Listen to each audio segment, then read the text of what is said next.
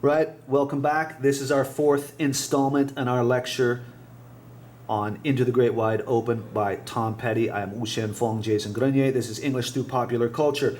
We have already gone through the four verses that make up this song.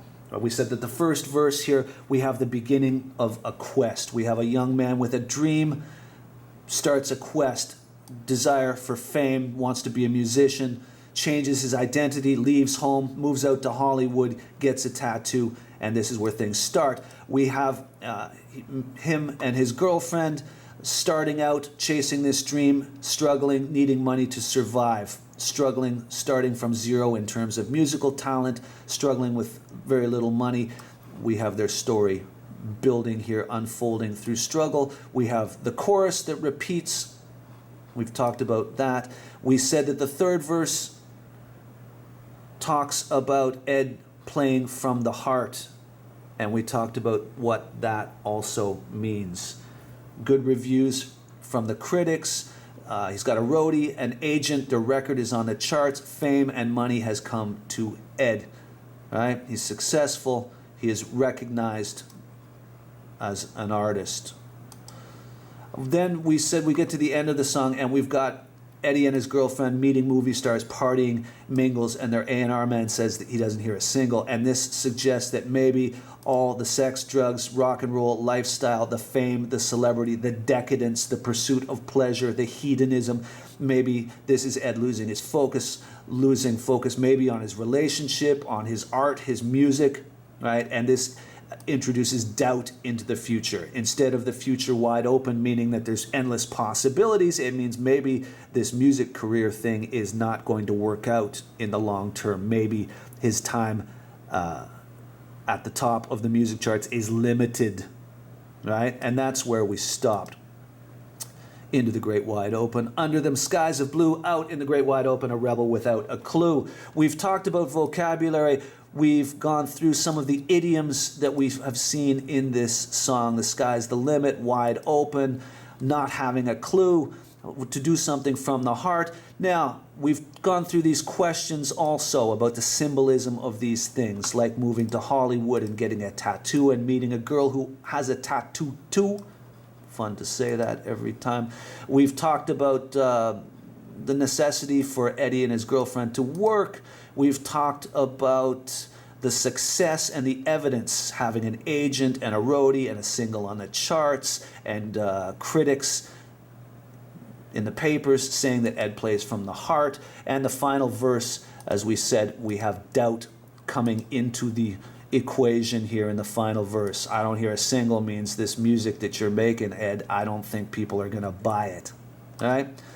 What else? We're at the end here. We talked about A Rebel Without a Clue and said this is a play on words, a reference to an old movie from the 1950s, A Rebel Without a Cause, starring James Dean. Right? We said that that's the reference here, and that maybe the point that Tom Petty is making is that some people rebel, they don't want to follow rules, they don't want to listen to authority, but they don't really know what they're doing. It's not, they couldn't even tell you what they're really against, they just want to rebel. Right? Now, here we've come to the end. This is the end of our lecture, and this is where I give a challenge to you, the students in our English Through Popular Culture class. And here is the challenge. The story doesn't end. Okay? I love this song because musically, I think it's just screaming. What a great song, especially the guitar playing, the lyrics, Tom Petty's vocal delivery. It has a lot to recommend to it, but I like the story arc. I like the way we have a story with a beginning, starts with a dream, right? We have a middle where we see some struggle here, as with all great stories. We see some success happening here also in the middle, right? We see success. I hope this is big enough. I could zoom this a little bit. I want to make sure everybody can read this. Okay. We've got success. And then we could call it the end, but the fourth verse anyway, now we have doubt introduced to the picture, but there's no end. We don't hear for sure what happens to Ed. Does he keep his career on track? Or is the A&R man right? Has Ed come to the end? Has he lost his focus? Has he gone off the rails with too much the sex, drugs, rock and roll lifestyle?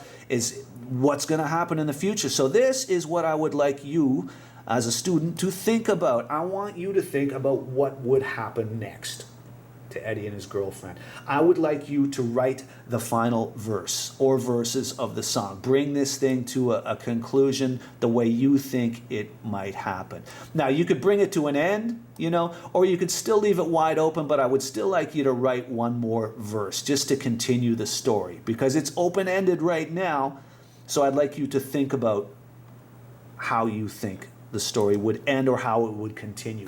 You do not need to email this to me, okay? But I would strongly suggest that you think about this, because when I'm preparing exams for this class, I often like to ask questions that don't have a correct answer, because it's very boring for me when I'm grading exams to grade 40 exam questions where everyone writes the same thing. Okay, and it's boring. This kind of question is much more interesting for me. For example, I might ask students on a test to write the next verse and to explain why they think the story would go that way. What is it about Ed and his girlfriend and their situation, their circumstances, that makes you think that the story would go in that direction? That could be an interesting exam question. So I would encourage you to think about this question, and to actually take the time to write a verse or two to continue the story of Ed and his girlfriend into the great wide open. Again, do not email this to me. You do not need to do that. I don't want to see that in an email, but I would like you to think about it. That is the end of our lecture on Into the Great Wide Open by the late, great Tom Petty. I was very privileged to be able to see Tom Petty perform in the year he died, 2017. I saw him twice on his final tour that summer. I think within 2 weeks of the end of that tour, Tom died. So what did I learn from that? If I could share anything from that, it would be take the opportunity to see your musical heroes while they're still performing. Don't always think, oh, I'll see you next time. If you can find a way to go, if you can get the money together, if you got time and money, go. You will never regret seeing your heroes, whether they're musical icons, whether it's an athlete, someone who plays sports that you admire. Go see that person during their career. You will never regret spending the money and taking the time, making the effort to see your heroes do their thing in person. But you will regret if you miss opportunities and think, oh, I'll see him next time he comes, because they don't always come back, these greats. All of us have limited time.